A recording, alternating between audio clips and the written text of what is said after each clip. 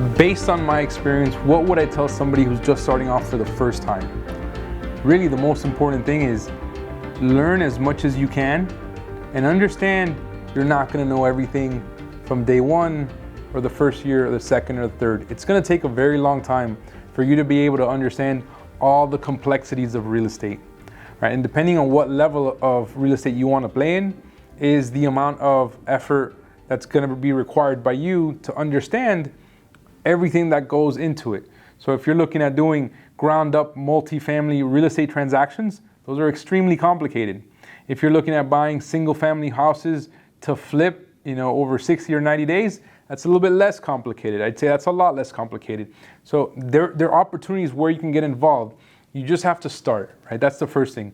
And realistically, the most important real estate is right here in your mind, because you have to be able to get rid of all the negative talk and all the negative chatter that's there, because otherwise you can't take a step forward, right? If you get rid of that negative talk.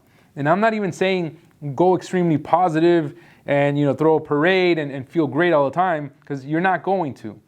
But if you get rid of the negative talk, you may be able to just walk yourself through every single day to accomplish what you're looking to accomplish. A couple of things to always keep in mind. One is make sure you work with the right team members. You want to work with good counsel. You want to work with a good team. You want to work with a good support team, because the more you work with others, the greater your chance of success, right? And in real estate, you have to understand how to acquire the site. What does a good site look like? Where is there an opportunity, right? Is there a substantially, economically distressed site that you may be able to take down, or property that's under distress that you can acquire? That may be an opportunity. Or is it a vacant lot that you're looking to buy or joint venture into with the landowner for a long-term development, right? There's different strategies. I would say, work on the strategy that best fits what you're looking to accomplish. If you have absolutely no money and no track record and no history, I would say align yourself with others that do, so you can learn the process. There's nothing wrong with, interning. There's nothing wrong with going to work for another company that's already doing what you want to do, so that you can learn, or going back to school and getting educated, or a lot of self-educating yourself through books and videos and different resources that are going to help you understand the process.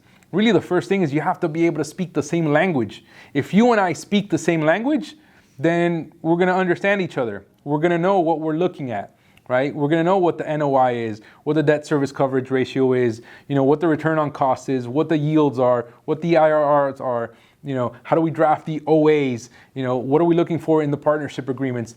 If we do understand the basic language, that's a framework that you're going to be able to speak intelligently with others, right? You're not going to know all the answers. And really the most important thing is ask questions. Always ask questions. The more questions that you ask, the more clarity is going to come to you. The more questions that you pose out there, the greater the chance of coming up with a collaborative way of solving problems.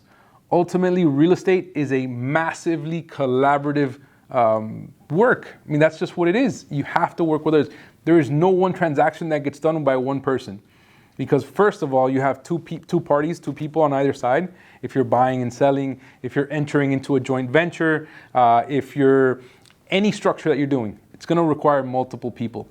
And the more complex the transaction, the more likelihood you're going to have to work with other people at a more sophisticated level. So you always have to be working on understanding, learning, and improving as much as you can.